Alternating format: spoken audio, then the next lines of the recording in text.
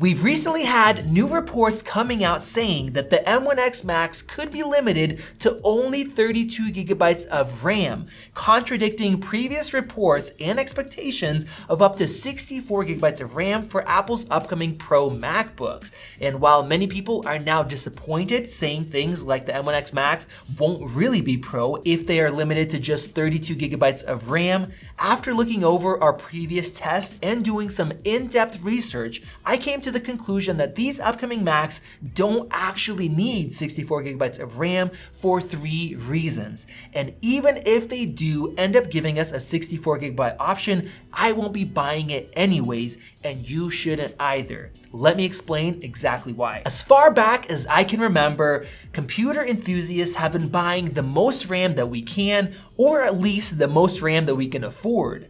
I remember my first serious 4K video editing computer 10 years ago, and me shelling out a ton of money to get myself 32 gigabytes of RAM, most likely the same amount that the M1X will have in 2021. At the time, I was building a custom video editing PC designed to cut through 4K footage back when many people were still editing 720p. Let me just say that I have always loved high quality video.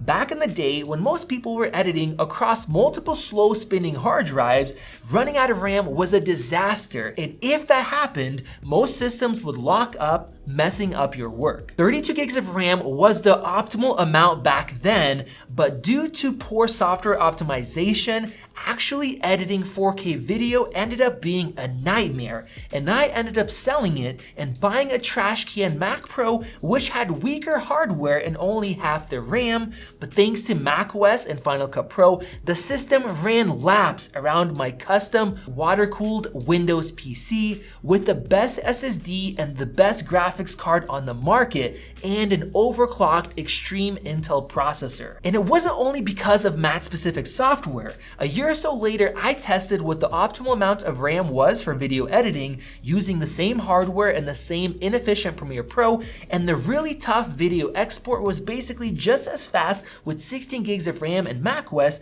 as it was with 32 gigs of RAM in Windows. And unlike today, back then Premiere was way more optimized for Windows. Of course, since then, Windows has gotten a lot better, and running out of RAM doesn't mean your computer will just blue screen of death or cause apps to lock up and close, but the software efficiency difference is still there. Just over a year ago, we basically revisited that same comparison and built a custom PC that smoked our new Mac Pro in terms of hardware, using 32 Threadripper cores, which resulted in an embarrassing amount of extra CPU performance, and an NVIDIA graphics card that has over 50% more raw power with a ton of CUDA cores and about double the gaming performance, as well as PCI Express 4 SSD that was smoking fast. But even with that, in most tasks, the weaker Mac Pro was still faster, like in regular 4K editing, and an even bigger difference in the much more difficult H.265. And this is all with Premiere Pro,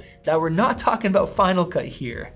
With that, in the very optimized DaVinci Resolve, the real-world graphics raw power for video and rendering was somehow the same. What all of this shows is how important software optimization and efficiency really is, and that macOS works very well with less powerful hardware and less RAM, even with cross-platform software.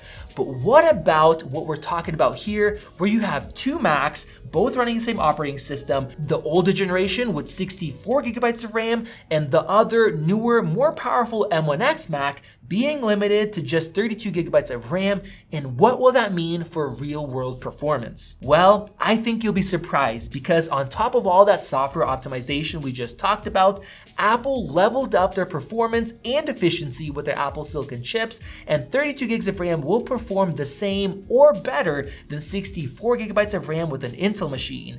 And with that, you will save $400 compared to last year. Let me explain exactly why and how. When Apple announced their M1 chip, they put a huge emphasis on the unified memory architecture, meaning the memory is right there next to the processor and the graphics. This is not only important for speed, but also for performance and efficiency and how much RAM you need. In most laptops that use integrated graphics, the graphics has to use RAM that is shared with the CPU, just like with the M1, but because the RAM has a lot more latency, latency and it has to be sent and controlled by the CPU, it takes much longer to send data back and forth compared to Apple Silicon. With that, Apple built in even faster specialized tile memory and processing to minimize the need to use system memory, even though the latency is much lower than Intel-based systems. Because of this, even though the M1 Air's raw graphics performance wasn't that much faster than the latest Intel processors, in real-world use, the M1 ends up being much faster than the raw performance would have you expect.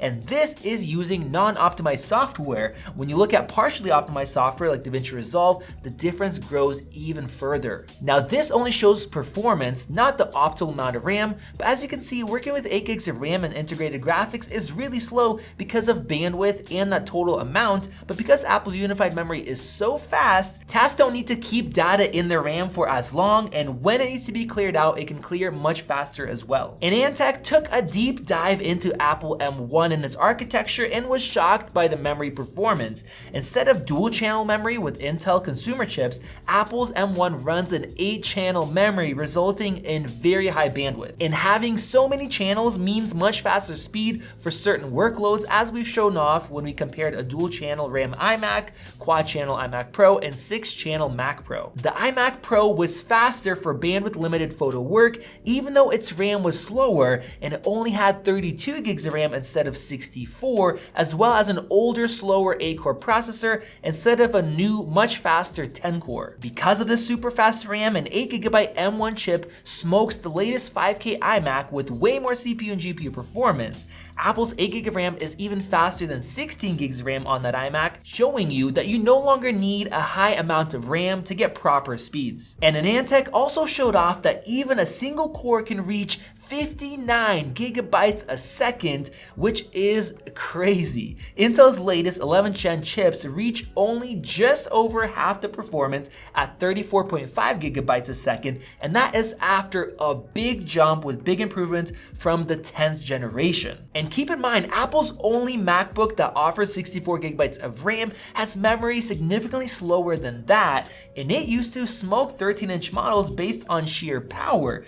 But now efficiency is starting to take over, and a $999 8GB MacBook Air is almost as fast as a $4,000 MacBook with 4 times the amount of RAM in tasks that are really RAM limited and with programs that aren't yet optimized. And also keep in mind that macOS itself takes up a good 3 to 4 gigs of that 8 gigs of RAM. And that brings me back to the main topic of 32 gigs of RAM versus 64 in the upcoming M1X and why having 64 gigs doesn't matter. We've done a lot of testing in the past between 32 gigs of RAM and 64 gigs of RAM in both MacBook Pros and iMacs, and in almost every single test, having 64 gigs of RAM didn't do much of anything, and that is Intel compared to Intel with slower speeds and less efficiency. So when it came time to give suggestions on how much RAM to buy for MacBooks, I suggested 32 gigs of RAM to almost everybody, even those that might run multiple productivity tasks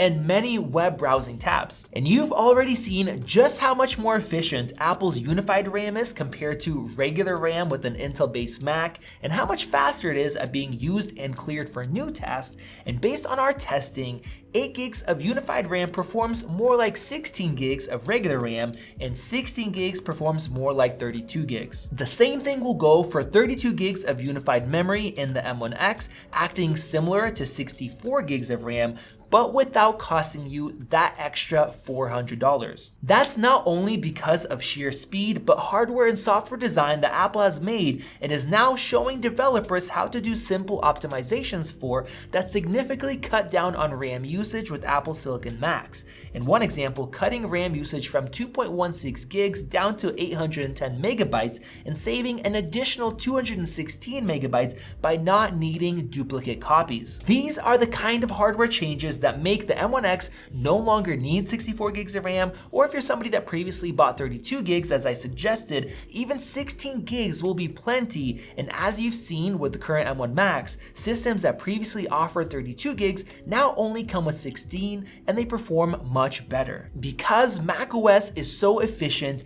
you never get a crash if you hit your RAM limit, but instead less important tasks will be saved to the SSD in the form of swap memory. Now I know swap has a bad rap since people have paid way more attention to RAM and swap after the M1 came out with less total RAM available, but swap works wonders by virtually giving you more RAM from your SSD. In my ultimate RAM stress test, only once I loaded up a ton of pro programs and a bunch of Safari and Chrome tabs did I notice that 8 gigs of RAM was starting to run out and web pages had to be reloaded from the SSD, but surprisingly that still happened very fast. That is because with the M1 Macs, Apple no longer puts in much worse SSDs and their cheaper Macs, but really fast ones across the board, and that brings me to my last reason. I believe that the M1X Macs will finally have much faster storage than the 2.5 to 3,000 megabyte per second SSDs that have lived in the best Macs since around 2016. Apple is now finally putting these SSDs into the base Macs, while the M1 actually supports PCI Express 4, which is what's required to break that performance ceiling, which we used in our latest custom PC. And Apple isn't currently using that PCI Express 4 for the SSDs or for graphics like you typically would, because the M1 has built-in graphics into the SoC. So my thought is, since they gave it PCI Express 4, now they are no longer limited by version 3, and they can finally put in faster SSDs, and putting those into their more expensive Pro line would make a lot of sense. It would once again differentiate speeds between the cheaper M1 Macs and the M1X Macs, and in the case where you might need to use swap memory, you would get speeds that are roughly 2 to 4 times faster because of the SSD increases and latency improvements. This is why the M1X MacBooks don't need 64 gigabytes of RAM, and even if Apple offers it, I personally will not be buying it, and I will not be suggesting it. Now, of course, we will be testing it out. We'll show you guys the differences. If you guys want to see that, click that circle above to subscribe, and that'll help us reach 1 million subscribers before the end of the year. That is our goal. We would appreciate it. Check out one of those great videos right over there. This has been Max, and I will see you in the next video.